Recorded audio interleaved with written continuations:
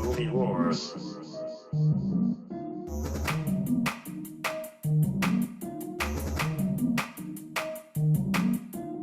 Ladies and gentlemen, welcome back to the Movie Wars podcast. Woo! Back with Seth and Mariana. How we doing, you two? How we doing? So good. So glad to see you. We're entering the holiday season. Yeah. We're celebrating with The Shining. Getting cozy. Getting cozy. My favorite Christmas movie. Yes, it's got Yeah. snow in it. I mean, Snow, lights. yeah. Yeah. I'm not into the seasonal people. movies. People are like, oh, you're going to do any Christmas movies? I'm like, no. The only one I do is The Night Before with Seth Rogen and Anthony Mackie and Joseph Gordon-Levitt, where they go to the big Christmas party. Yeah. That one's a great one. I love seeing Seth Rogen on mushrooms. Yeah. Yeah. Yeah. You like seeing Seth Rogen in any way. I mean, kind of. And yeah. you're ordering things from him. Yeah. Buying things from him. Your item came that you talked about in the last podcast. I do have the car lighter now. It's quite nice. Thank you, Houseplant. Be a sponsor. Yeah. We should hit him up because we've given him a lot of free marketing. We have. Yeah. Well, I'm so stoked. And you told me that you're a big Kubrick fan. So tell me about your connection with Kubrick. Why is he so top 5 for you? How do you connect with his stuff? That's the funny thing is like I kind of watched 2001 by accident, which is my favorite Kubrick movie. And I just remember being like in a trance when I was watching it because it was something I'd never seen before. Yeah. And I got to see it in a theater in 2012 or something. And since then, I've seen it about 8 times in the theater. Nice. And Wow. one time with the New York Philharmonic playing along with it.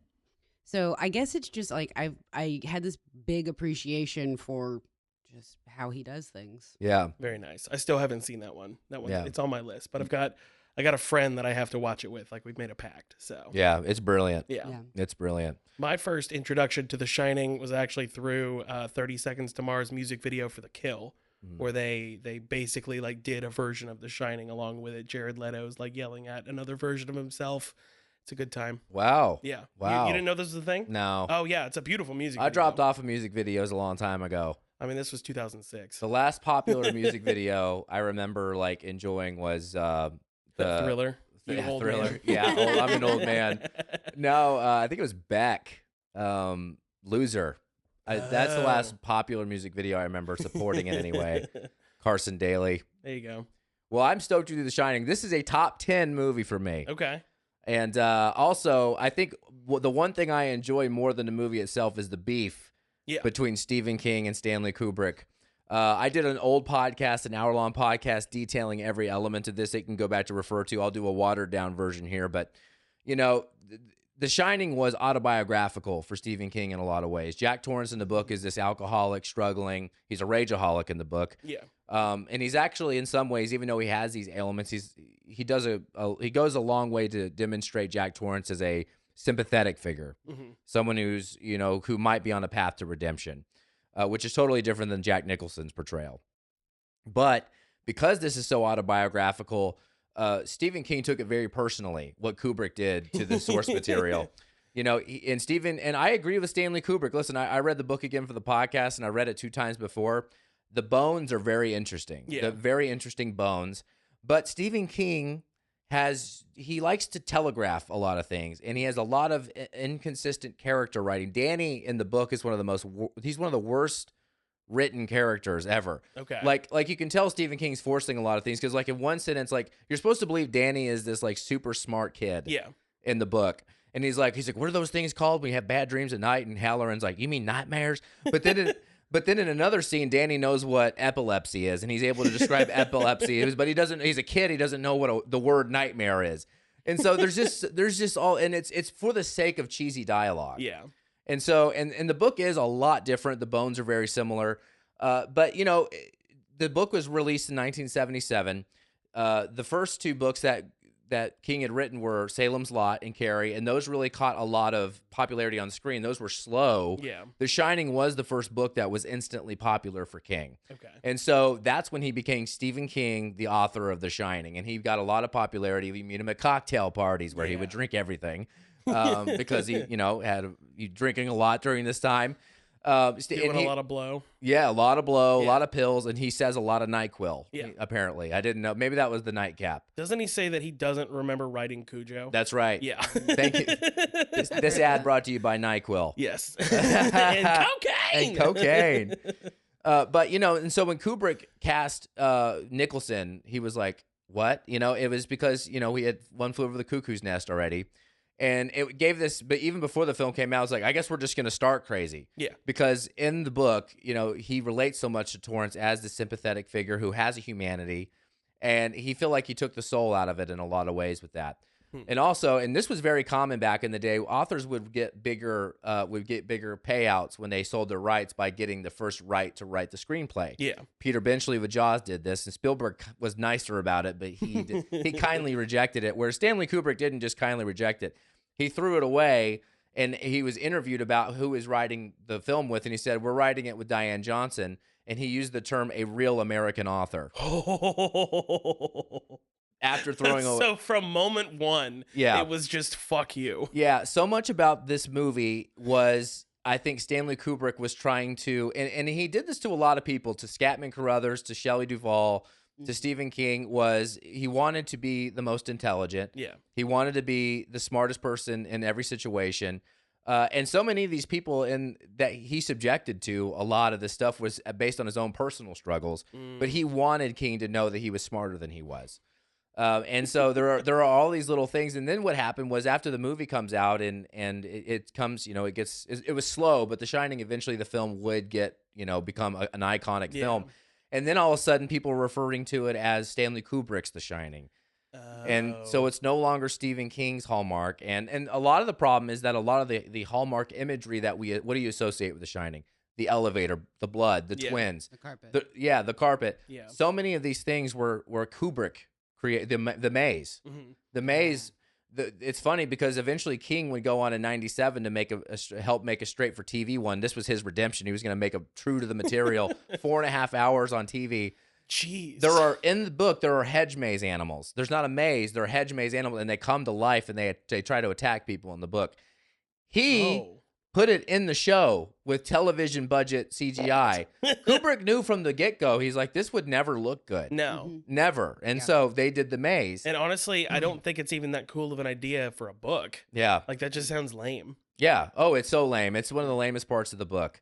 To close it out, what ended up happening is that King it didn't ruin his career fully, but when it came to television rights and films, he became more of a control freak. He had to be on set.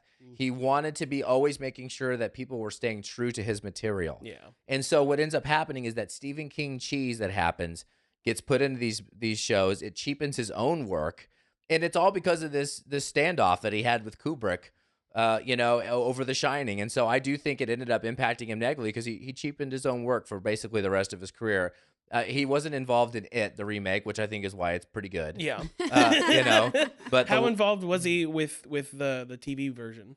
With it, he was very heavily involved. Okay. It's actually pretty good. Because everyone tells me that's like the most iconic one. I haven't seen it. I He was honestly an don't know if I advisor. want to see it. But It's pretty good. He was more of an advisor. okay. He eventually, though, with the Langoliers, Tommy Knockers, What a name. yeah, Tommy Knockers, yeah. He eventually would be basically a faux producer. Okay. But anyway, that's the very short version. There's a lot of details in the story, but yeah, I think it's an interesting beef, and yeah, this is a top 10 film for me. I think it's. I mean, I don't know what I could say about it that hasn't been said. Fair. There's quite a lot good. I'm sure we'll get to it later when we get to the scorecard, but there are some issues I do have with it. Yeah. Oh yeah. There are some glaring. Yeah, there are some things. But Kubrick's attention to detail, and there are a lot of ways to interpret Kubrick, how he operates. You hear multiple stories. Like Jack Nicholson loved working for Kubrick. He loved doing 140 takes because he wanted to be driven to the point of insanity. Shelley Duvall was not a technical actress; she was a character actress. The same year that this came out, she portrayed Olive Oyl in the Popeye movie. Oh, yeah. That was okay. Those were her types of films. Yeah, this was like her first serious role, wasn't it? It was. Yeah, and Kubrick pushed her to the brink. There's all these stories about Scatman Carruthers crying on set. There was the record is still held by this film, 148 takes for the ice cream scene with Danny and Halloran. That took 148 takes. And it kind of, if you ask some people, Kubrick wanted to punish Carruthers. He didn't think he was a talented actor. He was older. Why cast him then? Yeah, because of Jack Nicholson. So they were going to recast. This is another crazy thing. They were going to recast Halloran as a white actor and he had an actor in mind, and then Jack Nicholson was the one that said, you need to hire Scatman. He's my friend. They were friends. And so he was the one that got Carruthers in there. He Which added so much. he does. He's wonderful. Yeah, I loved him. He and Jack Nicholson honestly were the only two characters that I enjoyed watching. Yeah. Yeah. Yeah. Interesting. Yeah. Oh. No, yeah, like I said, when we get to that part I of the can't scorecard, wait. I've got plenty to say there. Ooh, it's going to get feisty in here. You know, but there is so much about, you know, it's hard when you hear about how hard he, because, you know, Shelley Duvall did eventually, you know, she just died not too long ago, but she had mental struggles and later in life, and some people do pin it on Kubrick. Yeah. I mean, some people. I mean, kind of like it was with Eyes Wide Shut, Kubrick is kind of blamed for ending Nicole Kidman and Tom Cruise's relationship there. Yeah. So, I mean, he is definitely known for putting his actors through the ringer to get whatever little thing he's looking for. Yes. Yeah. Yeah. I hate how much it worked, though. Yeah. Seriously. I mean, like, he had a point. Yeah. I kind of wish it didn't drive people completely insane. Yeah. But at the same time, I mean, Eyes Wide Shut's one of my favorite movies. It's incredible.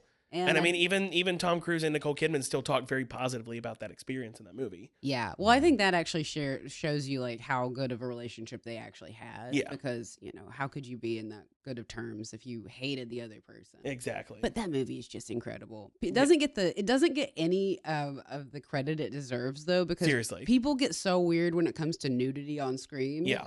They're just like, I don't know. This is art, I guess. I got to see it on 35 millimeter at the Belcourt as part of the Nicole Kidman series that they did, and that was insane. That's the first time I'd ever seen it too. Oh wow! So it was a beautiful way to see it on film, like actually in a theater. It's a beautiful film. It was so good. Yeah. Well, and part of that too is because he passed before it was finalized. Yeah. And so there was a lot of like question about, is this, because the Tom Cruise had a joke on the set of Eyes Wide Shut. They would ask Kubrick or what it was like working with Kubrick, and he would joke that he was still editing The Shining. Yeah. Because he was still editing even after it finally hit theaters. He was still making new edits of Yeah. The Shining. Yeah. Yeah, he was a crazy person. Yeah. Yeah. We Yeah. definitely need to do an episode about Eyes Wide Shut. There's Yeah. a lot Yeah. to go into on There's that. there is a lot there. Yeah. Love that Yeah. movie. Yeah. The questions. Do we want to go on the questions? Let's do it. Yeah. Boom. What story could they have told Jack that would have convinced him not to take the job? Probably that he would be very happy and he would love his wife. Yes. You will have a great marriage. Yeah. This might fix things. I mean, I tell you to come over to my house. I'm making bagels. You Yeah. guys like bagels? Yeah. I'm making bagels. We're having a bagel party. Yeah. You love bagel parties? I love bagel party. Problem though, Love a bagel. I had to stab 40 people to get the ingredients for Yeah. these, and their body parts are under my house. Yeah. Want to come over still? You still good? You know, I don't know. That actually sounds like a decent time. Yeah. Yeah. I'm The just body parts haven't started to smell yet, so. Yeah. I've seen this over 100 times, and this is the first time I thought, what story could he have told Yeah. Torrance that would have maybe persuaded him not to go? Hacked up his daughters. I'm just like, He's just like, oh, cool. oh, Okay. Well, you'll find that I'm real. Yeah. Yeah. I'm a solid guy. Now, that's- at the same time, I do wonder. So, because this is the second time I've seen the movie, and thinking back on it, the first time I saw it and this time, my question now is this a gigantic ghost story? Is this a whole situation where Jack Nicholson was always a ghost, or did he take the family there and then the ghost tried to get them to join them? Yeah. Like, What do you this think? is. Or did he go back in time and he's trapped in the photograph at the end Yeah. of the movie completely just as a later on? Yeah. I don't know. That's the thing. I don't know, because how would you have a wife and a child if you were a ghost?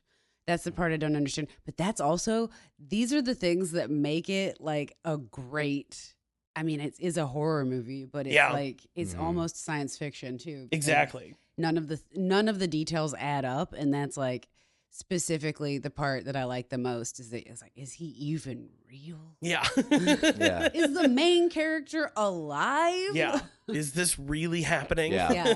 There Or are- is Shelley Duvall just completely made up the whole time? Yeah. Yeah. Hmm? Or, Or are they all him? yeah. Is it all in his head? He went there by himself, but he thought he had a family. Well, what if he's a split personality and then Shelley Duvall's part of him and his child's part of him, but they're not even real, and he's just talking to everybody the whole time because he's talking. I mean, maybe they didn't even show it. I Yeah. don't know. Yeah.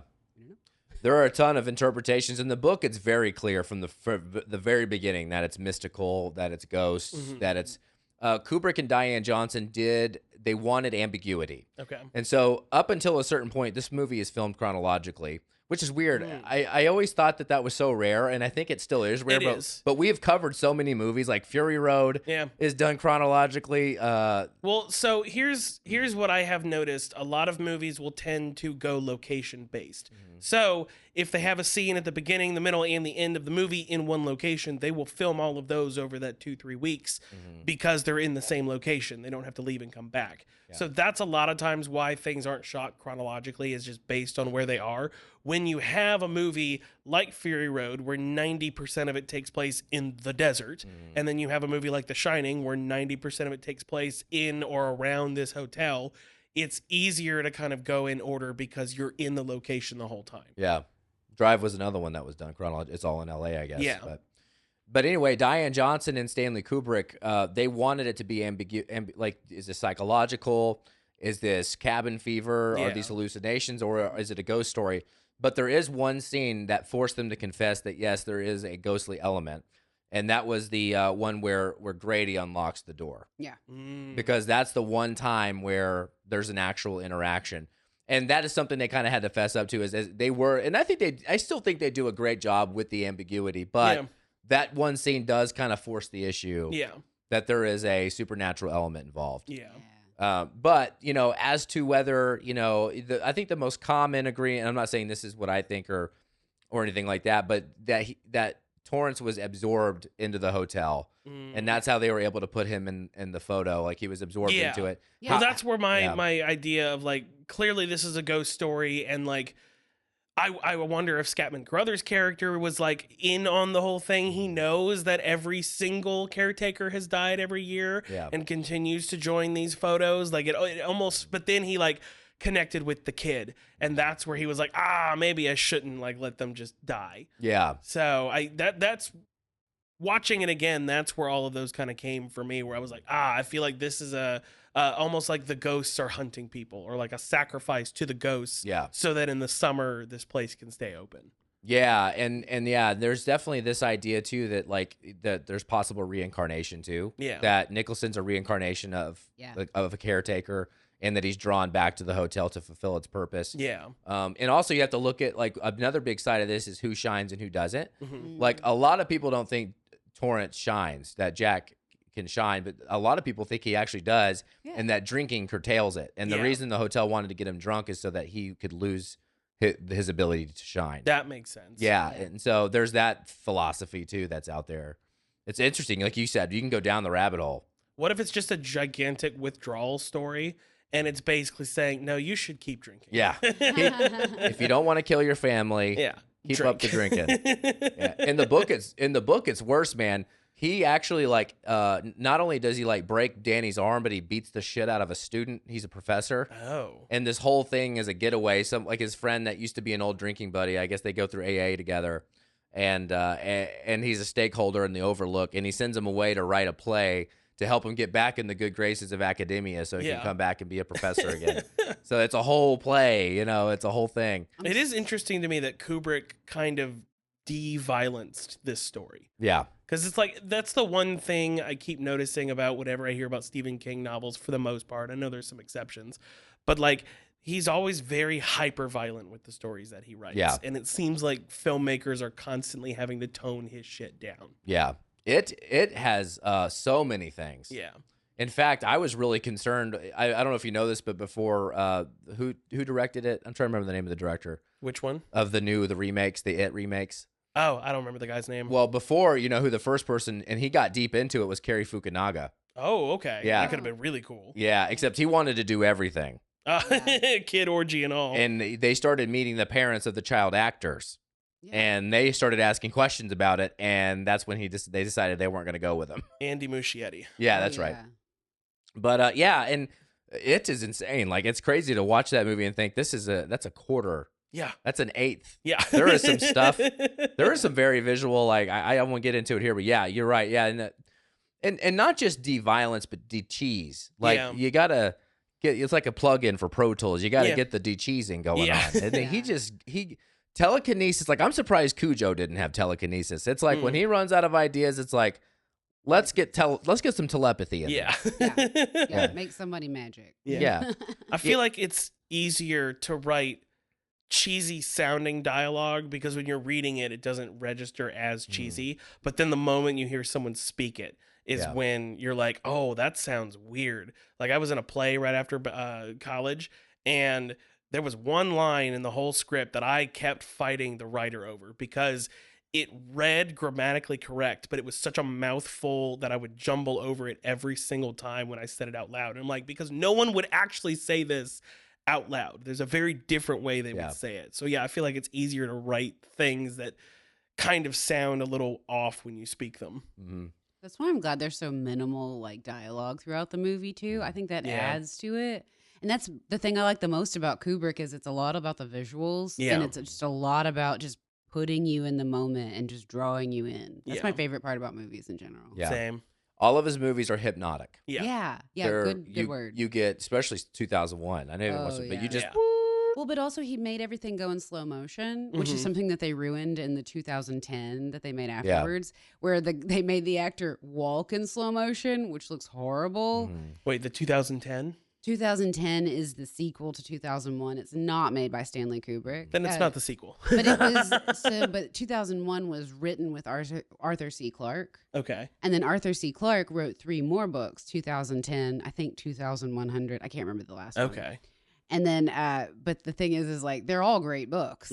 They could have all been great movies, but it just, man, the second director just really ruined it. I don't remember who it was. It might not be a bad director. It could have been a production issue. Yeah. I think the reason Stanley Kubrick was such a dick on set is like it got the movie made correctly. Yeah. And I hate that about directors. It seems like they have to be really, really like the opposite of a people pleaser to get anything made right. I mean, that's kind of the thing. Like there's a reason Marvel movies started so good and then eventually became just a very bland kind of formulaic thing to watch, is because up until the second Avengers movie, Marvel just kind of let directors do their thing. They would hire directors that had a very specific style, Kenneth Branagh for Thor, Jon Favreau for the Iron Man movies, and they would let them just do their thing. And then once things started going really well, Kevin Feige got way more involved with how the movie was supposed to look, and all the directors were basically just there to say action. Like they weren't there to direct the films. Yeah. So yeah, let directors do their thing. Like they have a vision on purpose. That's why they kind of got rid of Edgar Wright on Ant-Man. Like you can see the fingerprints of Edgar Wright in that movie, but for whatever reason, they hired a very stylized director to not let him do his style. Right. I think it's awful. Yeah. Yeah. I hate Marvel movies. Yeah. I loved Ant-Man, the first one. Yeah. I mean, like... That's the closest to Edgar Wright's vision it ever got. There you go. I mean, I'm just like, you can sometimes hire some of the right people, but man, if it's the director's just like a yes man or just too into production, it's just... It doesn't turn out good. Right. Let artists art. Yeah. It might have mass appeal, but, you know, stupid Well, we're going to people do a watch whole... everything. Yeah. We're going to do a whole side pod on this, but the whole auteur, like who are the auteurs? Yeah. You know, and who those people are. It's a very interesting discussion. Yeah. Yeah, definitely. And whether or not you like Kubrick, I mean, he literally invented camera lenses. Yeah. Like some of the lenses that became popular, he invented for this movie. Yeah. I mean, did you say that he would build train tracks? Like that didn't exist before him, so that he could do those, you know, when he's like following Danny on the big the wheel. dolly tracks? Yeah, the dolly tracks. Like that really wasn't necessarily, it might have been a thing, but he made it like. It existed in a very finite place because you would have a dolly moving just from here to here. But no, he utilized it in such a way that no one had ever done that before. Yeah. Same with using the Steadicam, because I think we talked about this. The Steadicam was technically invented for Rocky, for that scene of him running up the stairs.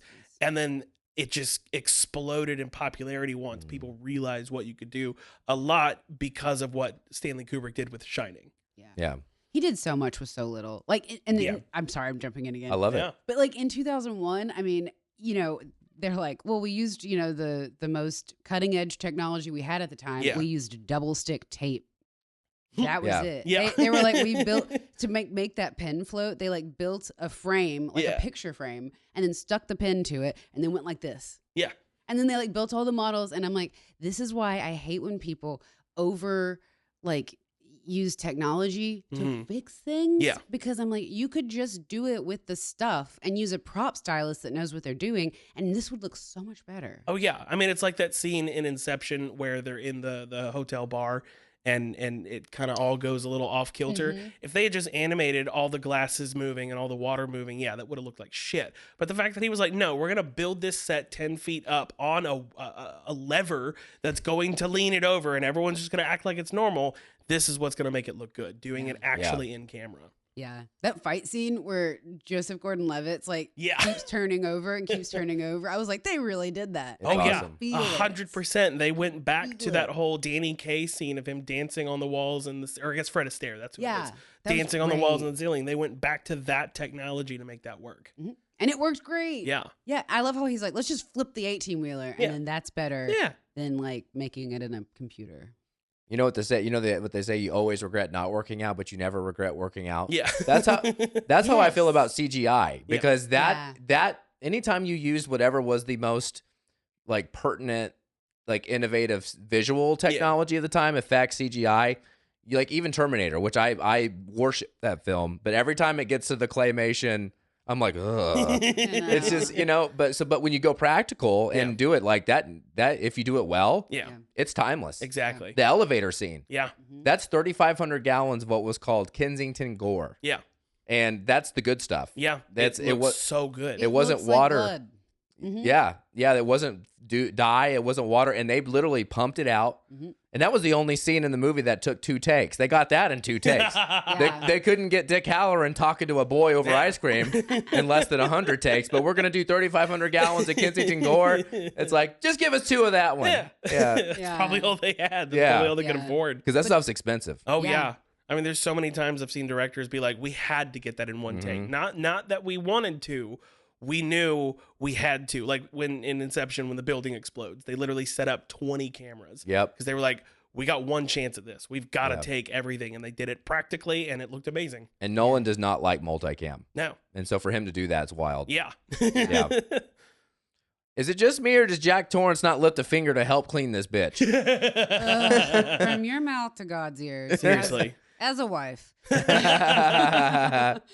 I felt so much for Shelley Duvall, because that is a big hotel, honestly. I would have just stayed in the Colorado room the whole time, though. Yeah. I would have just, like, slept on the ground. Smoke cigars in there. Yeah. Oh, I would have ruined that place. It would have smelled like weed when they got back. I would have just been doing mushrooms, weed with my kid. It's a good thing I'm not a parent. Bags of empty Dorito bags everywhere. Yeah. Just like, wow.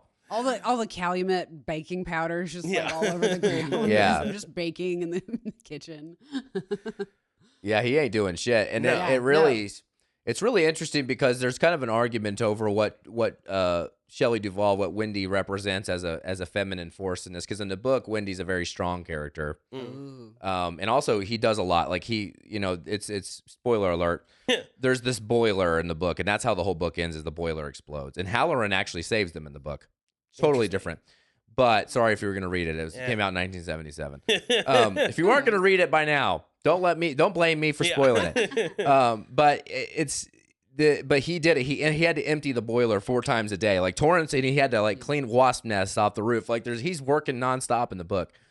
But in this, and a lot of it is reflected, and some people think, and this has been written, that Wendy's the most misogynistic female character ever written. And I've heard people comment. I listened to some other podcasts and read some material. People say, well, this was the 70s wife. It's like, well, that wasn't really the 70s wife. This is kind of more of the 40s, 50s wife. Yeah. I think in the 70s, this is where people were rejecting this kind of female character. I mean, it's definitely the beginning of that, but it was still a pretty common trope. Yeah. And, Kubrick, so there's a short story I didn't get to tell from the whole King arc, but Kubrick was mad about Barry Lyndon, because he wanted to make Napoleon with Jack Nicholson. That was going to be his big thing. But they even built the sets. They got 2 years in, and then they lost money and couldn't make it. But that was his thing he wanted to do. Interesting. And Jack Nicholson was going to play Napoleon. And he was angry. And so he was like he basically, for a couple of years after, was domesticated. He was like doing house chores and... And he was very angry about how he couldn't do Napoleon. Then Barry Lyndon failed, which was his timepiece. Yeah. Which I like Barry Lyndon, but it did not do well. Yeah. It made no money. And so he was angry and he was like doing chores. And some people think, and again, you have to like, this is just casting dispersions, but he cast Shelley Duvall because he wanted to hire somebody that he could abuse. And so that's the whole. Yeah. And so, but man, more so than in the book, she plays into that like abused housewife. Yeah. It's sad. Yeah. But I mean, it was sad to watch. She is the perfect choice, too. This is another thing where I'm like, Stanley Kubrick's a genius. He's also really abusive. Yeah. As a lot of great artists have been over time. And I mean, man, we just didn't have TV and movies and the way we do now back in the day. Yeah. But I would love to hear how Hitchcock was, Yeah. A little bit horrific. More. Yeah. Oh, yeah. But again, I'll watch all of his movies again. Yeah. And I won't do that with a lot. Did you watch the Hitchcock movie with Anthony Hopkins as him? I don't think I did. It's definitely worth watching. Hopkins would be awesome. Yeah, he's awesome. It was fantastic. Wow. Yeah. I'm going to add that to my list. I think it was him and Helen Mirren played his wife. Oh, that's I love killer. Helen Mirren. Wow. Stand by. Keep talking. I'll figure it out. Yeah. The only thing I take offense to that is that people act like Shelley Duvall had no agency. In a lot of interviews, she speaks. She does say that it was hard and that he was very hard on her and the set and people that were there. But she also says that she had never grown so much as an actress. Yeah. And she said that Kubrick was doing it to get the best take. And the thing is that so many of the takes that he uses are those 150th takes. Yeah. Oh, yeah. So he wanted to get them to the point of exhaustion and loopiness. And what Jack Nicholson says is like, I was doing things that I would never do as an actor because he was like, I was doing stupid things. It was like, I didn't know what he wanted. So I was just goofing around. I was just making stupid faces. Yeah. And those were the ones that Kubrick used in the movie. Yeah. Yeah. Well, this is like something in stand-up. Like, I would love to do 150 takes of a set in stand-up because the 150th one's going to be the best one for me, honestly. Absolutely. And I feel that happened in the movie. And I love that he took the 150th take, honestly, because they were doing all film. Oh, yeah. Like, what happened to the rest of the film? Yeah. I'd love to see all the other takes. Unfortunately, usually they burn that shit. I was about to say they probably burned it. Yeah. Wow. That'd be pretty. Yeah. Rando rum. Rando rum. Oh my gosh. I'm getting cheesy on my own podcast. I'm Stephen King, ladies and gentlemen. Rando rum. All right. This is my favorite rando. I'm going to kick it right off. Danny Lloyd, all right? We talk a lot about how we're seeing some of the best kid acting we've ever seen today with Stranger Things. Like, these kids are just talented. He was picked amongst 1,000 children that auditioned. Okay. His parents are like coal mine or the railroad workers. And the way he astonished them was the whole finger thing with Tony. That was his idea. Huh. Just the finger thing or Tony in general? The voice. Okay. No, Tony. Okay. Tony in the book is a whole character. You actually see Tony in the book. He's very cheesy. Okay. Tony is this whole thing, although you do question Tony's motives more in the book because it's a little ambiguous. It's actually kind of interesting, but his idea to talk with Tony's voice using his finger was his idea, and he did it in his audition. And they said that blew them away, but also that he apparently just held his own with Kubrick and Nicholson in the room. Nice. Like, he just was like confident and like just blew it away. And Hell so that's how he got it. And what's crazy is he did one more. I think he did a show in the 80s. And he never acted again. Like, in 1982, he did a show, and he just lives happly in obscurity. He's a professor at a college now. Nice. Has 4 kids, like me. I mean, it's kind of the same as Charlie Bucket from Willy Wonka and the Chocolate Factory. I think that was the only role he did. A lot of and child actors. Yeah. What's it? The girl from Growing Pains, Danica McPatrick. Oh. I thought she did other stuff. She is starting to now. Oh, but she's been a math teacher for most of her adult life. Good for her. I know. She lives in Franklin. Ah, who knew? I didn't mean to interrupt you. Sorry. No, you're a guest on the show. You're supposed to talk. I hope you're talking. That'd be horrible. May I talk now? I was like, shut up. This is my show. Go to hell. Go back to doing stand-up. Sometimes I just get so. This is why I can only do stand-ups, because then I'm not talking over anybody. Yeah. No, I'm glad you're here talking of it. That would suck if you showed up and you're just like Danny. Yeah. Can I speak now, Mrs. Torrance? Just like over here, just. That's amazing. The whole rest of this podcast just scratching it. Yeah. And to finish that out, so we'll get more about Garrett Brown, the guy that invented the Steadicam, who filmed this. But he talks about in the commentary, He's the one that tells the story about how they got Danny, but he also said how sad he is that he never got to see him grow up as an actor because he just felt like he had so much gifted like natural ability that he thought he could have been great, one of the great ones. Yeah, I think it was like perfect that this was basically his only movie because he was absolutely the perfect choice for it, and I love that he doesn't exist out of this movie. Yeah, like I think that's kind of amazing, and it sort of adds to the ethereal, whimsical sort of aspect of The Shining. It's like, wow, it just exists. Yeah. That is kind of one of my big issues with Jack Nicholson, actually, is he's so good in this movie that when they cast him as the Joker, I think they were expecting that Jack Nicholson, and fat Jack Nicholson showed up. Yeah. And because I hate his performance as Joker. Oh, really? I think he is absolutely one of the worst Jokers that's ever. Really? Yes. Whoa. This is coming from a man who has a Joker card with Cesar Romero's face tattooed on his arm, okay? Like, I hated his interpretation of the Joker. And I don't know if that was Tim Burton. I don't know if it was him. I don't know if it was the vibe of the movie. Like, there's a lot of things that could have gone into why I don't like that performance. But I can see if Shining Jack Nicholson had showed up as the Joker, that's probably what Tim Burton was hoping for. And then just this fat fuck came up and was like, I'm going to be a gangster. Like, I hated it. He definitely had a lot more energy when he did peyote every day. Yeah. Yeah. This was definitely the psychedelic, energetic Jack Nicholson period. Yeah, you had to catch him at the right time. Like a Pokemon. Yeah. It's like, oh, there it is. Push the button. I've never played Pokemon. I know, me neither, but you catch him. What she said. Yeah. Gotta catch them all. I don't play Pokemon. I swear. I mean it. It's all right. You're married. You're not trying to like I know, impress. true. You're not trying to land anybody new. Who would be turned off by that anyway? Like, ugh. I'm not going out with her. She plays Pokemon. I know, and she's married. And she talks like this. Watches movies. She carries a microphone around just to do talks. that. You got to add this to your routine. I know. This one talks. Ugh. Talking women. I hate talking women. Get me Shelley Duvall. She can read. She's the problem with the system. Chuck. And it's funny. This is the rando that goes on forever. I forgot to add this part. So because filming was supposed to take place over 100 days, it ended up getting to almost 400 days. Ugh. Danny gets noticeably older in the movie. Yeah, I did notice he gets that, taller. which is cool. Yeah, it is cool.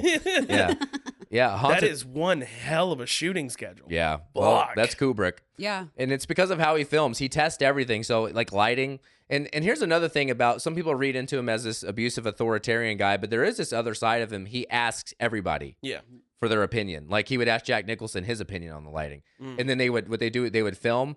And these are part of the takes too. Sometimes when you read about 148 takes, the first 50 could be him checking lighting. Yeah. He wants them to work it out, but he also is like, he wants to actually test it. So he tested everything. Yeah. And so that's, and so sometimes a scene that was scheduled to take 2 days would take 2 months. Yeah.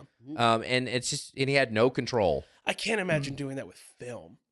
Like, Jesus Christ, having that finite, limited amount of film, trying to do all that. That just, ugh. Did you hear about how he filmed the beginning scenes of 2001: A Space Odyssey? Okay, so they're all filmed in Africa, the beginning shots. I mean, if you've seen parts of 2001, just monkeys in like a rectangle. I've seen the intro scene. Yeah. Yeah. And so the thing is he didn't like leaving England. He didn't like leaving his house. And at this time, there's no, Wi-Fi or computers or anything like that. So they would take a picture and they would mail it to him. And then he would be like 2 degrees to the left. Yeah. And then they would film some more God. Send it to him and in the mail, and he'd send it back. So it'd be like a month. And so he would just be playing chess in the park during all of this. So that's another thing about his production schedules that I think made it so long. But he was also like not necessarily working the whole time, which I think could have added a lot to it. Yeah. A lot of dimension.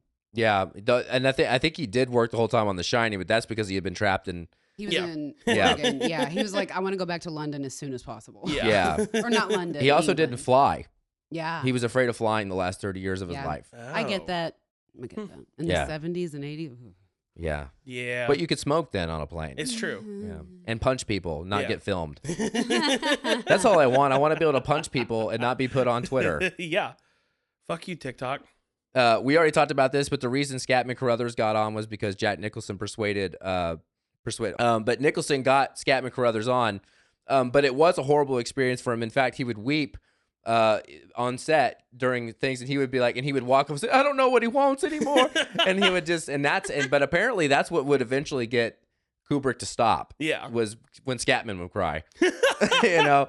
And so, in some ways, I think he knew that would get Kubrick to stop, but I think also that's kind of what Kubrick wanted. Yeah. He wanted him. I mean, honestly, that's how I get my husband to stop sometimes. Like, you know, like you get to that point where you're just like, and that's the only, that's the ace. I think he just wanted the having just cried undertone to Scatman's voice for the whole thing, because it kind of sounds like it. You can kind of tell he's been crying recently. Yeah. Like when you hear him talk. Yeah. And he's go ahead. Oh, it adds a lot of emotional layers to the characters too. That's why they all seem so real. Yeah. Now here's my question though: how much of this movie was 80 yard? Oh, I don't know. Maybe all of they it. don't talk about any of that. Can you imagine doing 150 takes on set just to go back in later and re-record the dialogue? Just to go back into the studio and him be like, all right, you remember that thing that we finally got on set? Well, now you're going to have to try to do it again in here. Nicholson's mic'd up for a lot of it. Like, there's actually footage of him taking, like, in his jean. Like, back in the day, they would have, like, a recording device, and he actually had it next to his fly. You think he's doing something really perverse, but he's actually, he's, like, acting all provocative, but then he takes his microphone out and hands it to the... That's funny. And it's hooked up to his shirt. Interesting, because that would have been pretty new technology then to be able to have a portable mic for someone. Yeah. Damn. Okay. Yeah, it's wild. I don't know how maybe they sunk it up in post, but... Yeah. But yeah, anyway, and again, like I said earlier, the ice cream scene between Halloran and Danny's 148 takes, which is the record. Man. Yeah. That's nuts. That's a lot of ice cream. I mean, so there's a lot of different filming textures in this. So the Stanley Hotel is that's in Colorado, right? yeah, that's in Estes Park. Yeah. I've been there twice. Yeah. Nice. What was it like? Cold. Cold in that it's very haunted. It's a really beautiful place. However, it only occurred to me this morning that it's called the Stanley, Yeah. like Stanley Kubrick. That's funny. Even though I'm sure that Stephen King is very upset about it. It should be called the King. Yeah, but it is very haunted place. I didn't sleep very much there, and you can go into the room where he wrote The Shining because it's Yeah. the most haunted room, and that ghost will actually put your clothes away in the drawers. So. Interesting. And they're growing a maze. They're growing their own maze. Oh, wow. So when I went Wow. 7 years ago, it was teeny tiny and they just planted it. And now it's like as big as I am. It's not very big and you can get out of it pretty easily. I mean, I did. It's not a big place. Yeah. They couldn't have filmed it there. I know they went there for 3 months and tried to film it. And then they were doing all the research and it just didn't line up with what Stanley wanted to do. But yeah. Interesting. But so in the book, the room is 217, and they filmed it at the Timberline Lodge. So the Stanley is the one that inspired it when Stephen King stayed there. Yep. And he did actually film his 1997 one there, Yeah. which is crazy. I remember hearing about that. I still don't really want to watch it. Oh, it's funny. Yeah. You gotta watch. They cast the guy from Wings, I know. I know. Steven Weber. I love Oh, wings. my God. But They taste very good. I feel Yeah. like that was Yeah. bad. Nice and spicy. Yeah. But so anyway, the Timberline Lodge, because they actually have a room 217, they asked Kubrick to change it because they didn't want people freaking out when they actually stayed there. Yeah. Oh, I would have wanted to stay there. Like I'm dragging my husband to this place. We're gonna go Nice. this next year. Hell yeah. Because we were doing this and I was like, you can actually stay there? I've been to the Stanley twice. I'm going to the Timberland now, but I want to be in room 237. Hell yeah. I love that. God damn it. What is happening to me? Oh no. You need like a throat spray. I know. What is happening It's to me? called Entertainer something. Oh, really? Entertainer spray. Yeah. I know. I do so much talking. Yeah. People on stage do it because there's so much dust. Oh yeah. Could be what it is. And my kids are just like, my house is a mess right now. Yeah. It's insane. I feel like there's How? dust Blame everywhere. the kids. How? the kids. There's only 4 of them. But another interesting fact about this. So I was talking earlier about the textures. So the rooms were sets at L Street in London. Yeah. And so they actually copied rooms from the Timberline, but the number 237 is also the B-52 atomic Holocaust code Yeah. in Dr. Strangelove. Yeah. So that's why he actually Love picked that. Dr. Strangelove. That's my dad's favorite movie too. I love it. I still need to see that one too. I think it's my favorite Kubrick film. It's Nice. great. I love Full Metal Jacket too. Oh, Mine's Spartacus. Yeah? Did you not know that he did Spartacus? I did not. Yeah, he did Spartacus. I don't know how I didn't know that. Yeah, he did a bunch of studio movies before they finally let him do his own thing. Yeah. Yeah. I feel like Spartacus to him is like Insomnia to Christopher Nolan or Batman Begins to Christopher That's Nolan. crazy. Yeah. Spartacus. Yeah. And everything he does is based on a book or something Yeah. pre-written. Yeah. Garrett Brown, the inventor of the Steadicam, he did. You said this earlier. He chased Rocky up the steps. That was the first thing they ever did with the Steadicam. Yep. Kubrick took a chance and wanted him to do this, and that's how they got all these amazing. They call it low cam Yeah. because they wanted like the shots of Danny to be low to the ground. Yep. So It worked out great. Yeah. crazy. And Garrett is interesting. Like he's not just an amazing cameraman. Like listening to him talk about film in general, he's a very knowledgeable guy. And he said Kubrick basically taught him everything he knows Nice. about Amazing. camera work. Yeah. That's really cool. Yeah. And this I mean, I can cut this last right now. I talked about the 1,500 gallons of Kensington Gore Yeah. that they use. So they went for the good stuff with the elevator. Man, I love that. Straight train from so much. Kensington. Kensington. Shall we shine? Let's do it. Shine. Shall we axe? Yes. Top bill cast. Is that the yes and no, shine and axe? Yeah. Oh, no, Okay. no. All work All work? Okay. is positive. Okay. No play is There we negative. go. I like Yeah. it. I Yeah. like it. You're going to like the ones I got for sometimes I Think think about dying. Yeah, I got some good ones for that one. But yeah, all work is affirmative, good, yay, love it, and no play is I hate it. Okay. I can't wait to hear you on this. It sounds like you got some opinions. I got a couple of opinions. Brought your opinions. They're nowhere near as strong as my Star Wars opinions, but they're there. Hey, well, you have your opinions. I got my ass class. There we go. All right, Jack Nicholson and Shelley Duvall. You go first. Incredible. I love Jack Nicholson. This is my favorite movie he's in that he's ever been in, honestly, other than The Departed. I just think he adds so much to it. I believe that he's there. I believe he's still stuck in the hotel. Yeah. Like, this is one of those where he transcends who he is. It's amazing that he's already a famous actor at this point. And it's also funny that how old is he in this movie? Like 40s, 50s? Definitely early 40s. Yeah. Like, Yeah, And this is still like, he had a lot of movies before this one. yeah. So I just think he's always going to be one of my favorite actors, but because of this movie Yeah. specifically. And then Shelley Duvall, I love her expressive face. Mhm. And like especially the moments at the end of the movie when she's just like running around with the knife, just like kind of useless as a person. Like she is like olive oil. She's almost like olive oil in the movie in The Shining. Yeah, But yeah, all work. all work. I Yeah. love it. Here's the thing. Oh, I think Jack Nicholson did such an incredible job in this movie. I think he was the perfect casting. I think he played starting from the beginning. You could tell there was something a little off, but he was still a pretty normal guy. And then as the movie went on, not only do you start to see his true nature, but then you start to see him actually go insane. And I think that evolution was fantastic. I think Shelley Duvall was fucking terrible. Like so bad that they almost cancel each other out for me. really? Yes. What you're saying about her running around with the knife, I could not stop laughing. With her just being, Jack! No! Jack! Oh. I couldn't do it. It just, I'm sorry. So I'm actually, as great as I think Jack Nicholson was, I have to go no play. Oh, I completely knew you were going to say that. It hurt to watch that. It hurt to watch that for me. yeah, and that's not an uncommon opinion. Yeah. Yeah, Yeah, most people hated her. Yeah. and I think Kubrick hated her. Oh yeah, no, I understand I'm in the minority here, but I do think that it was just a perfect movie for me. Yeah. No, I see where you're coming from. It's a common opinion, so it's not necessarily a hot take. Yeah. I think it works personally for me. I never. It's weird. I had loved it, always just loved what I saw, Yeah. and then I eventually found out later that people hated Shelley Duvall so much. I was like, oh, that's weird. I never really thought about it. I always thought it played into the movie really well. Yeah. I hate what she was subjected to, but I think, I mean, yeah, I don't know. I just think it works. I mean, like I said, it does suck when you find out later, not only what she went through, but Yeah. he wanted somebody that he could abuse. He wanted somebody that was degenerative in terms of the female, like, progressive arc, Yeah. and all that stuff. But I think, I mean, it plays in. I mean, I can't imagine her. I mean, what would it have been like if she was a strong... Well, that's my thing is who Yeah. would you have wanted to play her? See, I don't know. I'm not familiar enough with the other actresses at that time. Meryl Streep. Celine Dion, like a random choice. I couldn't tell you how to replace her. All I know is Yeah. just there's 70s acting, there's 70s overacting, and Yeah. then there's Shelley Duvall in The Shining. Like Yeah. it was horrible for me. Yeah.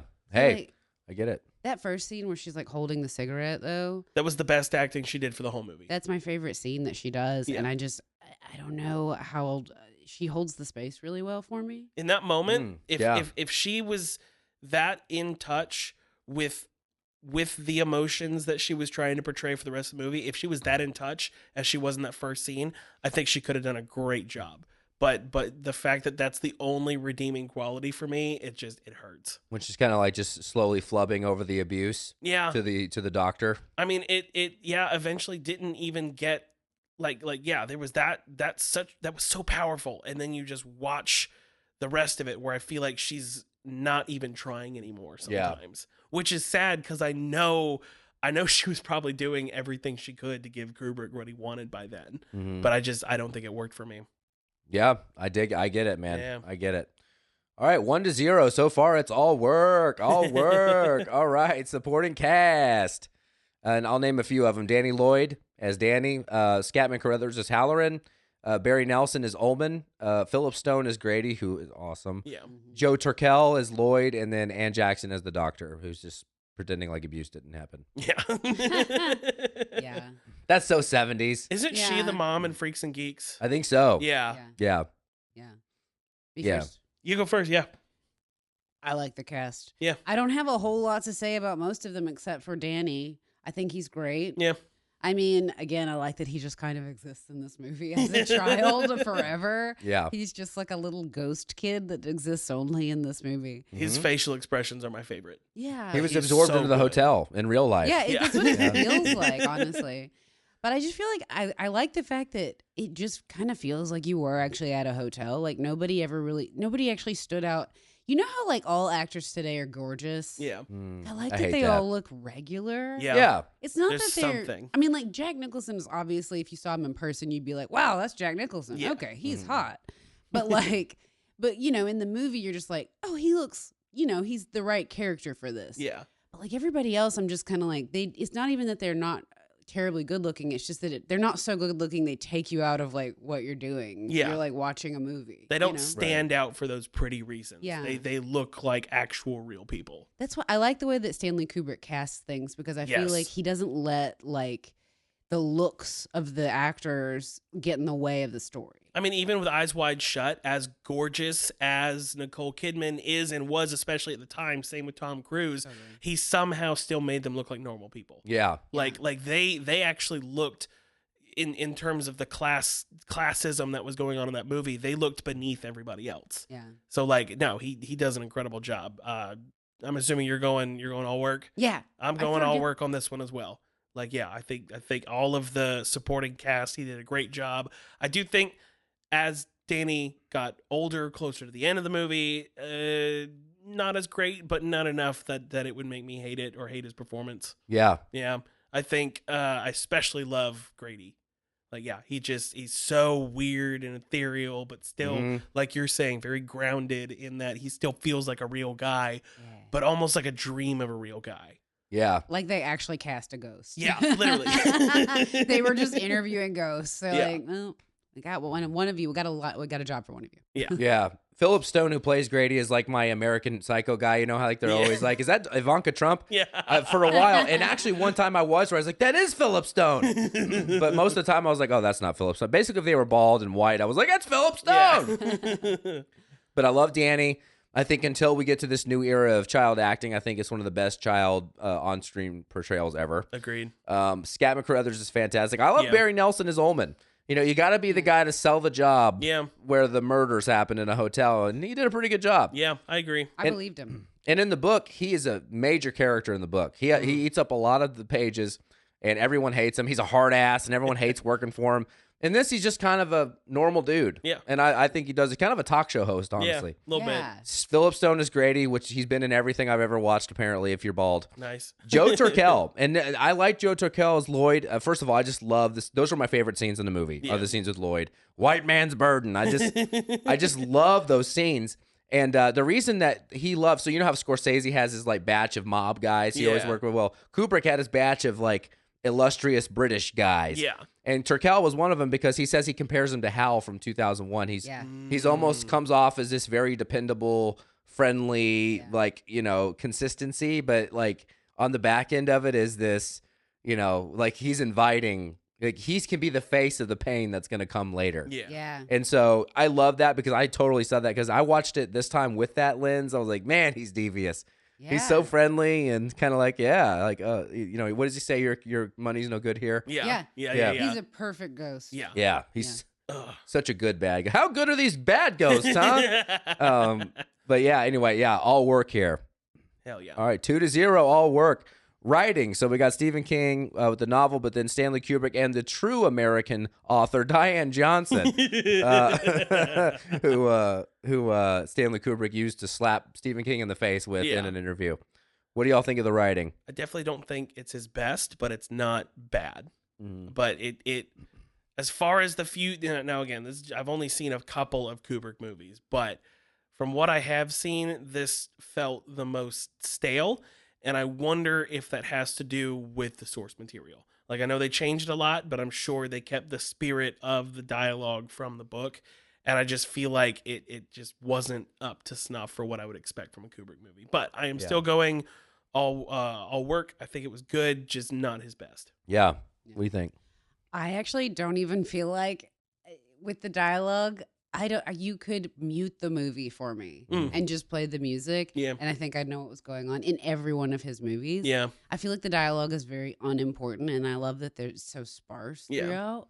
But you're right. I mean, they almost sound like not cartoons, especially Shelley Duvall, but like it's just kind of unrealistic as why they're talking at all. Yeah. Sometimes you're just like, are you talking to yourself or? Well, like that whole first scene where Jack is screaming at her. Yeah. It's like you went from 0 to 100 so fast for no reason. Yeah. There wasn't really any, especially with the dialogue specifically, there was no real evolution into, oh, now he's crazy. It was just like, what? What happened here? Why are we suddenly batshit insane? Like, Yeah.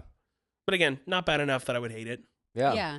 Agreed. I'm just kind of like, it just wasn't an aspect for me. Yeah. I feel like Kubrick didn't care that much about the script, to be totally honest, ever. Yeah. I feel like he is so much more about the visual Yeah. and the storyline, which oddly doesn't need words to carry it. Yeah. Yeah. See, I think Eyes Wide Shut is probably the one where he gave the most shits about the words that were said. Yeah, that's the only one. You can tell that That's it's the only very one. planned out as far as like every single possible word. Like there is a decent amount of dialogue in that movie, but it's everything is still very purposeful. The dialogue kind of was just a mechanism to get to the next scene. Yeah. Yeah. Yeah. I think what's interesting is they did run into the problem of they were like if you go out on YouTube, there's some special features of actually Stanley Kubrick's mother was on set, and she was talking to Jack Nicholson and Kubrick, and he was talking about, it's like, I don't even read scripts at night anymore because by the time I get in the next day, I don't have the newest script anymore. Yeah. And so they were changing scripts every day. And that's one of the reasons he filmed it chronologically is because he wanted to be able to make changes when he wanted to, which was apparently all the time. Yeah. And so sometimes actors weren't even getting the most up-to-date scripts when they were filming. But I think there's a lot of memorable lines here. Like the whole Wendy with the bat scene. Yeah. And, I always look at it from the perspective as an adaptation. Did you read the book ever? No, I didn't. Okay. But I want to. Yeah. When you read the book, they did a favor to the world by getting rid of some of that cheesy dialogue, especially Dick Halloran, who's written so cheesy. There's just a lot of cheese. Danny's horribly written. They did the world a favor by watering some of that stuff down. And so I think as an adaptation, it works. And like you said, the visuals scream so loudly that and the hotel is a character. Yeah. So Totally. in a way, the hotel is speaking. Yeah. At times, Yeah. and I love how the sound of The Shining is like when that shriek, you hear that shriek, that like, you're like, whoa, it's almost like the hotel is speaking, or that's the sound of Shining is what that is. Yeah. It's like, whoa, and I don't know. Like, I personally, again, same with my perspective on Shelley Duvall, I just never really thought about it. I just always thought it worked. I'm a little biased. Yeah. To my top 10. I know. All work. We're working here. Yeah. Working. Directing, Stanley Kubrick. I mean, is there anything to say? Yeah. He got the movie he wanted to make. Yeah. It looks incredible. Yeah. It's a classic for a reason. It's iconic for a reason. Obviously, all work. Mm. Yeah, all work. He's the best. I don't know if I would have wanted to be on set or work with him because I used to do like set styling and production styling. So like I can't even imagine what he was like when you're styling those Calumet baking powder things. I think he would be very taxing to work with. I think everyone on the set was taxed, not just Shelley Duvall and the actors. Oh yeah, they were taxed the most, but definitely all work. Everything Stanley Kubrick created is just. It's really perfect. Yeah. The attention to detail is unprecedented. It really is. And I love the fact that you can always tell he made it. Yeah. That's something about his films that it's weird because it's so subtle and he's using things anybody could use. Yeah. And it's the way he uses them. Yeah. Like he's basically a painter with sets. I don't even know how, I don't think I could like get this many people on board with an idea for this long. Yeah. Like I'm just like, how did he get everybody to show up to work for 400 days? Yeah. Yeah. That's what I really am amazed. And when I found out that the ballroom was a set, I know. mean, I'm like, they built that. Yeah. Yeah. It's beautiful. Yeah. Yeah. All of it is a set. It's gorgeous. Yeah. I wish that was a set you could visit. Yeah. There is a new thing in LA, I think. I don't know if they're still doing it, but they did a Kubrick kind of like historic thing. Yeah. And like when you walk in, you hear the sound of The Shining, like the very first song that plays. Oh, nice. And they have the costumes from the twins. Yeah. And they have like the stick Hell from yeah. Space Odyssey. Like they have everything. Yeah. Was that at the Academy Museum or was I it think separate? so. Okay. I think so. Yeah. Not a stick. It's The a Academy bone. Museum Bone, is sorry. incredible, by the It's way. a bone. It's been a long time. I haven't watched it in a while. Sorry. A bone. Sorry. I'm glad you corrected me, though. I'm a fucking idiot. I quit. This is your show now. Enjoy. You did this to yourself. There we go. Yeah. You don't want the burden of making these spreadsheets. You're right. I don't.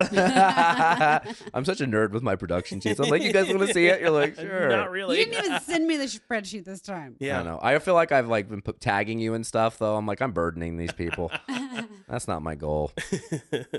But yeah, I go all work as well. I'm mesmerized by most of his films, but this one specifically, the framing with the rooms, the red bathroom, the carpet, it's just so visually stimulating. And like the choice, for example, to hear Danny's wheels on the ground, that was a choice they made. Like, because that was Foley. Yeah. Yeah. And they didn't know, like they didn't think about that when they were filming because they knew they wanted it low to the ground, but then they're hearing the sound like, wow, that's haunting. Yeah. And there's just so many choices made. And I love this idea of, even though it sounds exhausting and it sounds like it ruined some people's lives, but the fact that he was pushing people to the limits and using those later takes is wild to me. Yeah. You know, and a lot of people, and it's funny that King was so mad that Jack Nicholson get cast because if you watch a lot of the takes he did, not every take was 1000% Madman. Yeah. Like he was doing a wide range. Yeah. Because he is a very ranged actor. Oh, actually. 100%. No, he's great. But those were the ones Kubrick took. And so like there were takes of Nicholson doing more calm, more chill, more relatable. Yeah. But Kubrick didn't want those. Yeah. So he was pushing people to the limit to get what he wanted. And he did the same with the lighting. He did the same and I guess perfection has a cost. Yeah. But absolutely it it does. does. I'll watch this movie any day of the week. Yeah. So hail Kubrick. It was a bone. It was a bone. It was a bone, damn it. Now she's got a bone to pick with me. She's going to break my bones over the bone comment. Boner. Bone dry. Bone dry. All right, it's getting all worked up on here. Work. What's in front of us? Cinematography, production, design, sound, costumes.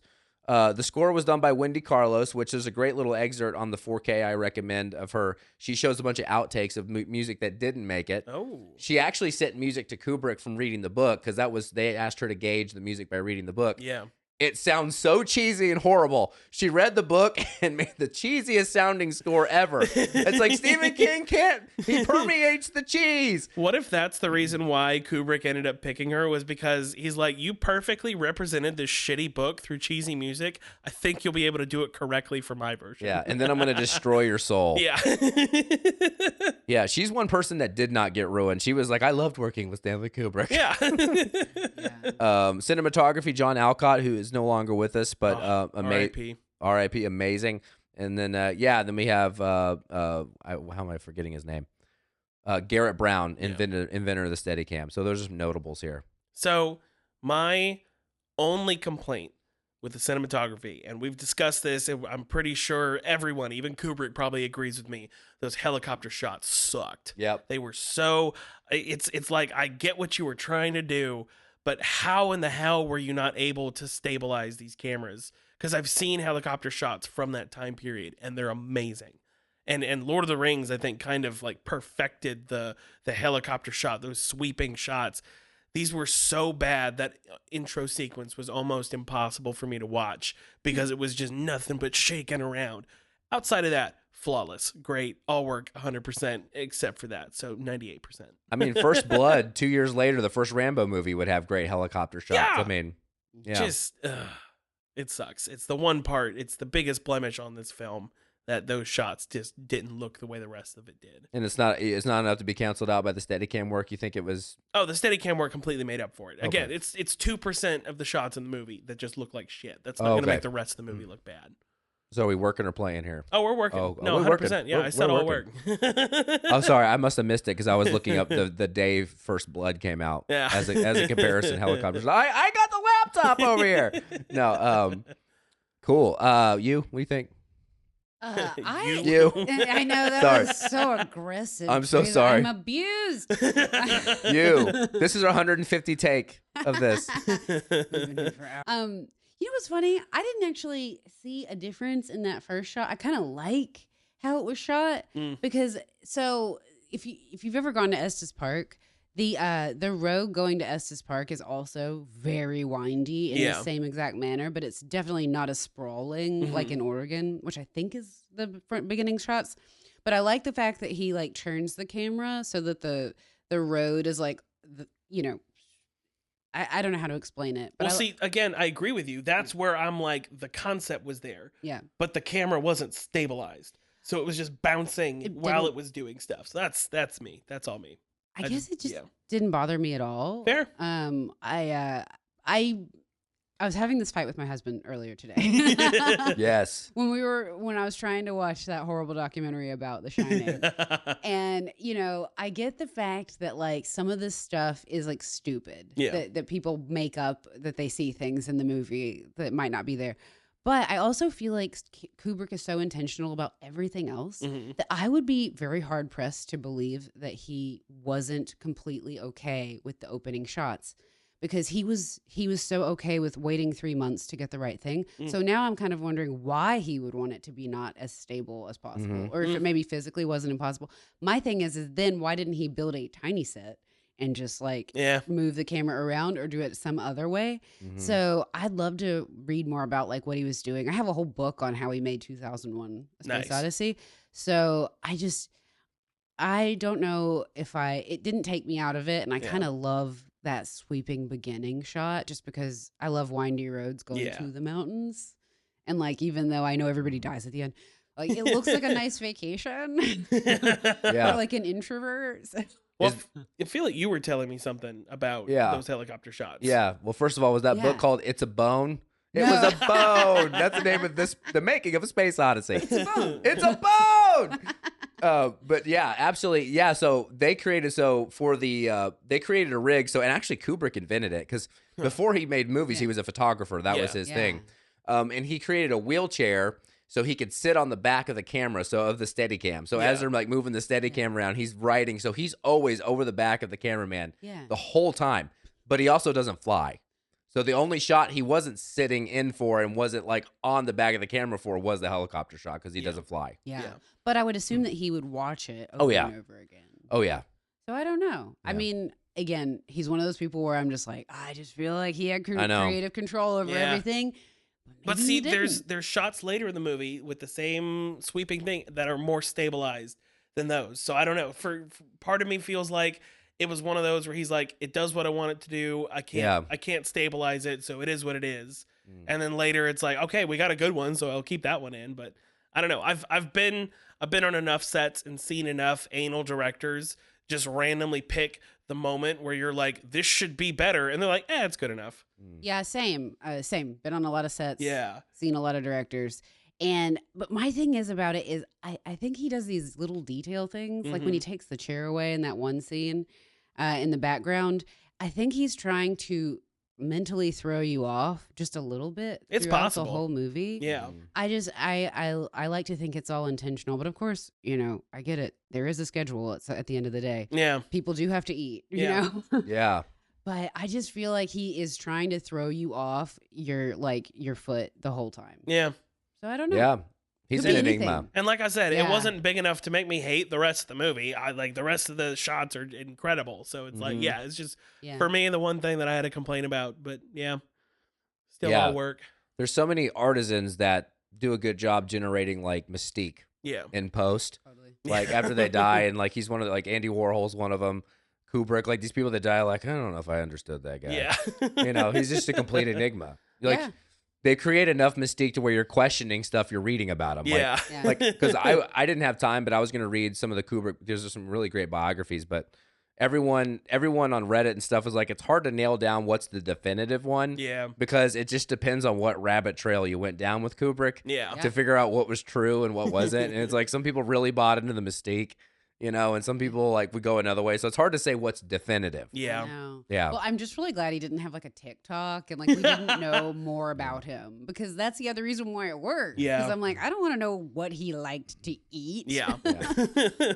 Yeah. What would be the equivalent to Shelley Duvall today? Like he would like Ariana Grande, like here's a clip of me screaming at Ariana Grande because we're on her 150th take and she's not doing shit.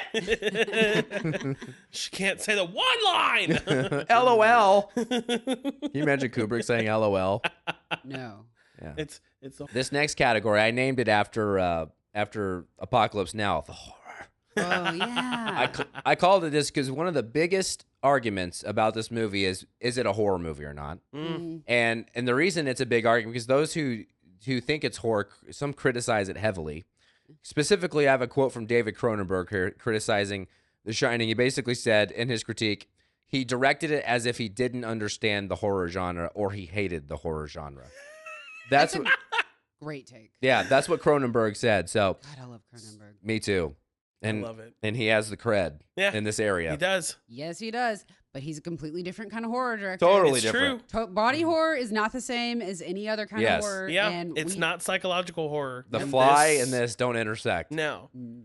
Look, I feel like you have these directors like Kubrick, like Christopher Nolan, who like taking genres and doing their own thing. For Christopher Nolan, it's time. For Kubrick, it's a different thing for every movie.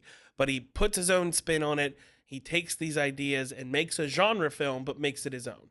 And so I think this was horror by Stanley Kubrick. I don't think it should or can be compared to most other horror movies. I do think it is a horror movie. The first time I watched it, genuinely terrified the whole way through, but it's very psychological horror. It has nothing to do with gore. Yeah, there's the one scene of the woman in the bathtub, but like it's not a gory movie. It is just straight mental terror. Only one person gets killed in the movie. Yeah. Yeah. One guy. Yeah. So no, for me it's all work because it is 100% in a horror movie. Yeah.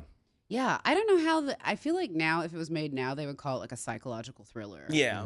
But at the same time, I watch a lot of thrillers and a lot of horror, but I mostly watch horror in my life. Honestly, it's my favorite category. I would definitely say it's a horror movie because it just they build the tension so well, and it's not a thrilling thing. You're just like I can't breathe. Yeah. I can't. It's stressful.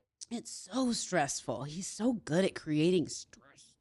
And then at the end of it, you're just like, oh, thank God. Yeah. I'm not there. But yeah, I think it's definitely a horror movie. And when people say it's not, I'm kind of want to be like, you're just trying to find something wrong with, you're just trying to be difficult.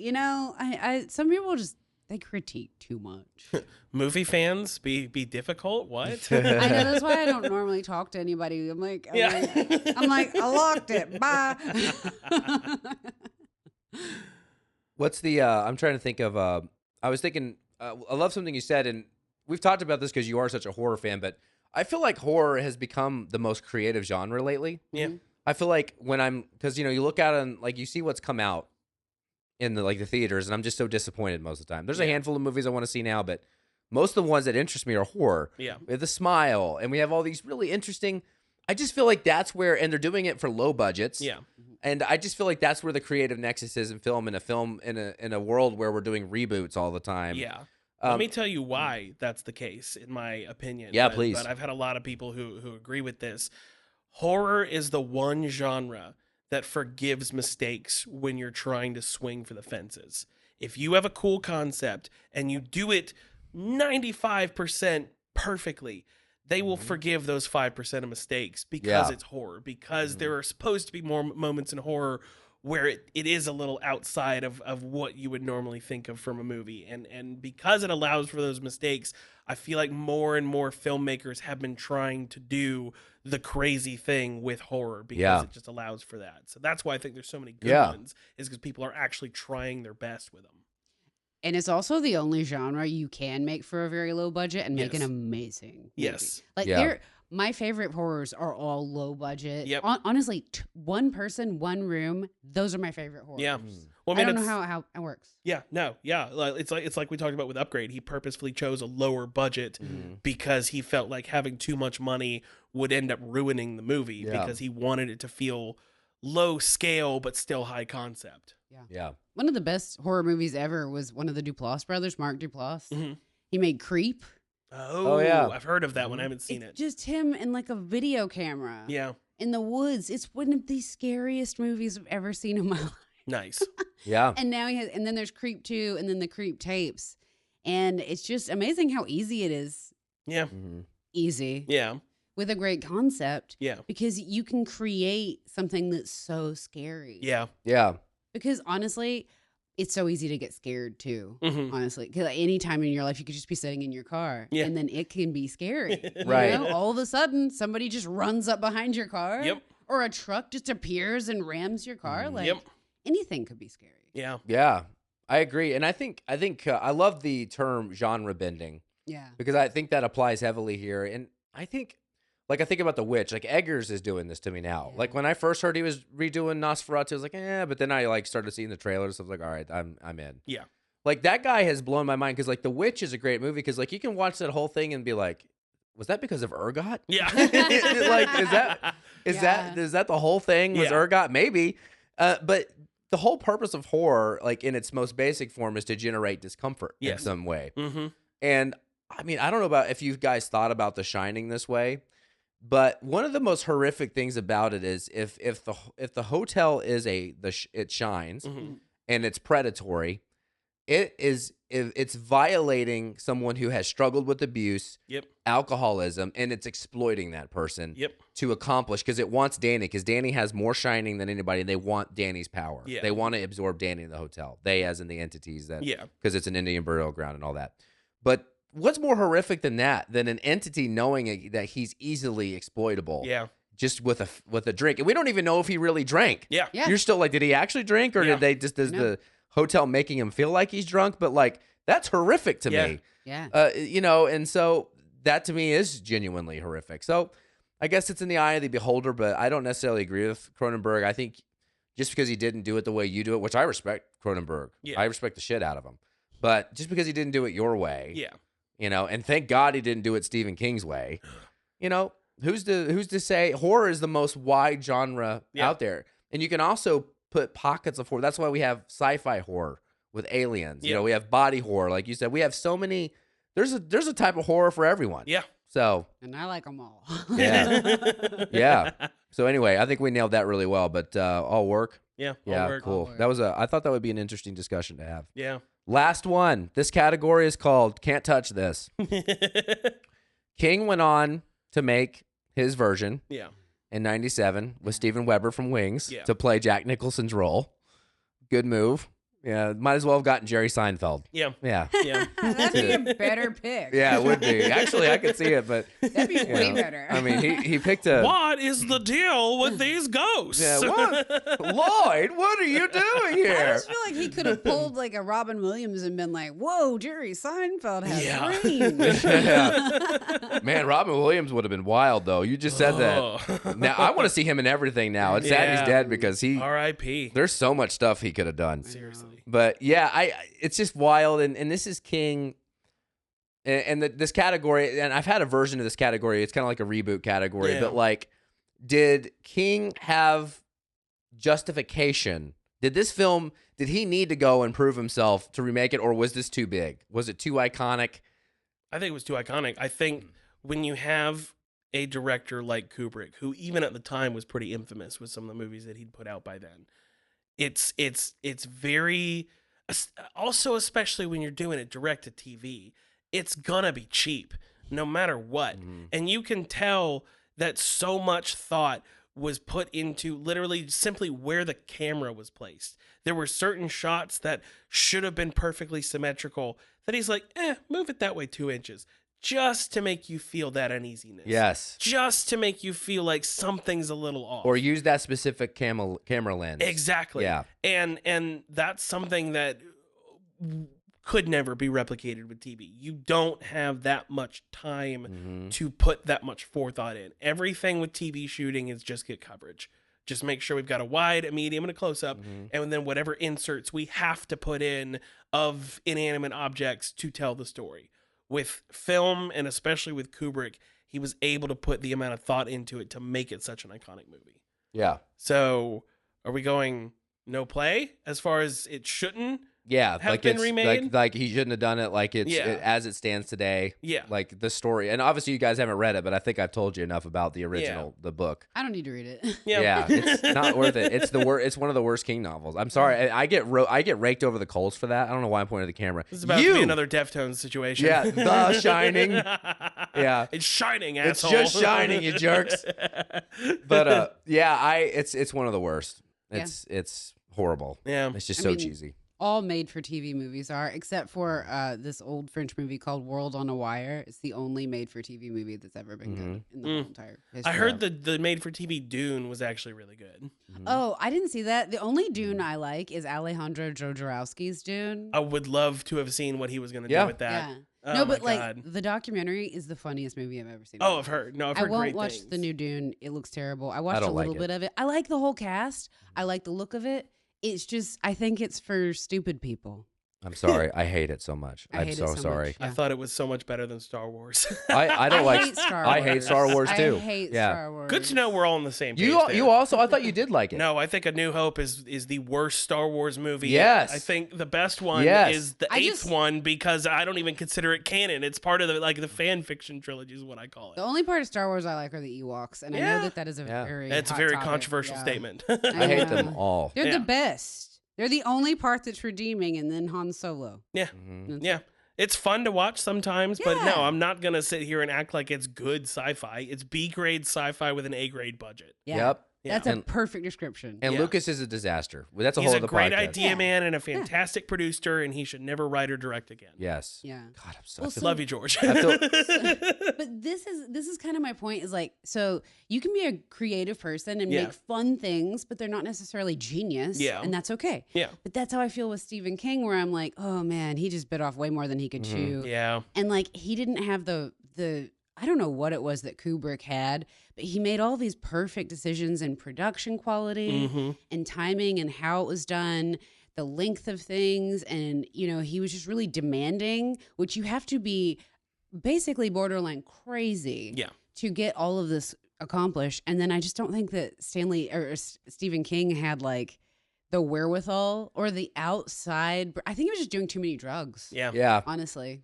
And Kubrick used to toy with him too. I didn't tell this in the earlier story, but sometimes he would randomly call Stephen King at 3 a.m. And one time he called him and this was after he rejected his screenplay and said that I'm getting a real American author. He called Stephen King at 3 a.m. and said, "Do you believe in God?" Oh my God. He also ran a fake ending by him. There was this whole ending where they were going to kill Jack, and then Halloran would take on the spirit and then kill everybody and then kill himself. He totally just made it up, and he just called Stephen King just to mess with him. He was like, "Hey, what do you think about this ending? This is so horrible. Like, compared to Stephen King's ending, that is such a horrible derivative of." But I think he just said it to him just to piss him off. Like, what about this really horrible ending for your book? Stanley Kubrick, the OG troll. I was about to say that he's the original troll. Hell yes. Oh my God.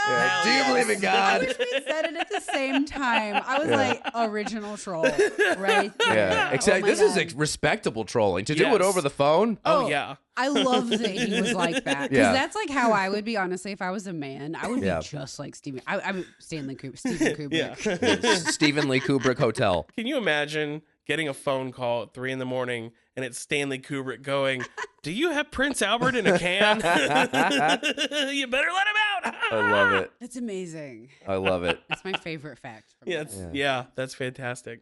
Well, I'll round it out. I go all work too, and I think I've seen the '97. I've read the book a couple times, and I actually think The Stand was really well done, and that was like Sinise, what's his name, Gary Sinise, is that right? Yeah. That was his big launching point. It actually is pretty good. He's great. Yeah, and Randall Flagg is a very interesting in the Stephen King universe. Randall Flagg is in all the universes, and he's a very interesting. He's a very interesting character.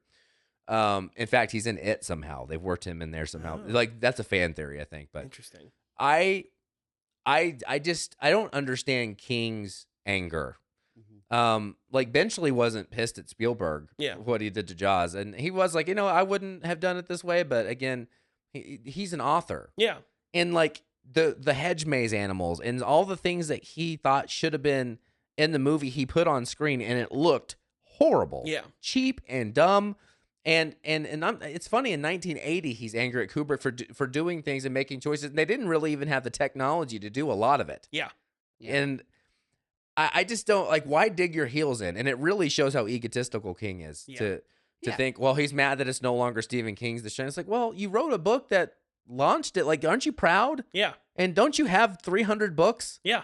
And 50 TV properties? Like, you're doing okay, bro. Be excited that you inspired one of the greatest filmmakers that's ever existed to make something that was really good. Yeah. Yeah, he's Like- so insecure. Yeah. Yeah, it's a visual medium, and he made some of the most iconic images we've seen. And I don't have to go on, but this is totally all work because I've lost so much respect. I've read so many Stephen King books in my life, and I have never read so many novels by a person that I think is mediocre. I don't know why I kept reading them, but I was like, oh, just keep going here. Yeah. You know why? It's because they were like $5 at Walmart.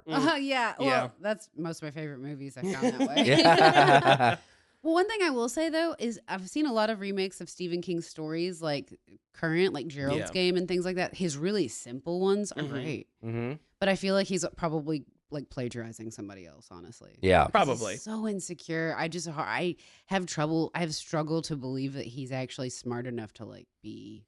I mean, as it was the creative as coke. he think he is. It was the coke. He was just all on too many drugs. Yeah. Maybe Yeah. he was too successful. Maybe that was it. They made a lot of money back then. Yeah. Yeah. Oh, these writer Probably deals. too much. Oh, yeah. I know people personally that have sold books for film rights Yeah. and still work a part-time job Yeah. today. course. I'm not saying they're all like that, but there are movies on Netflix by people I know personally that still work, and they're not blowing their money on coke. No. There are movies on They're Netflix paying rent. and they're still like working a day job. Yeah. Oh yeah. It's just a different game now, man. Yeah. Yeah. Absolutely. Well, and then the robots are coming. Yeah. Yeah. Yeah. Well, This book was by like a 16-digit number. It's just like Yeah. a barcode. That's the barcode of the robot who wrote it, you know? I guess once they're sentient, then I guess they can read each other's books. But Yeah. I don't necessarily want to read an AI book yet. That's No. I just got a hilarious image, probably an AI generated image of a bunch of robots sitting around enjoying each other's books that they've written. Yeah. And they're not excited about the content. Like, I wrote this in 1.4 seconds. Oh yeah? Well, I painted this in 1.9 seconds. Yeah. We got off track. It's great. I got The Shining. But hey, this was fantastic. 7-0. I loved your opinions, though. I loved some of Thank it. you. Totally. I understand some of the contrarian thoughts there. Awesome. Well, this was fun. I'm glad I finally got to cover a movie in my top 10. I'm Kyle. I'm Seth. And Mariana. Love y'all. See you next time. Movie Wars.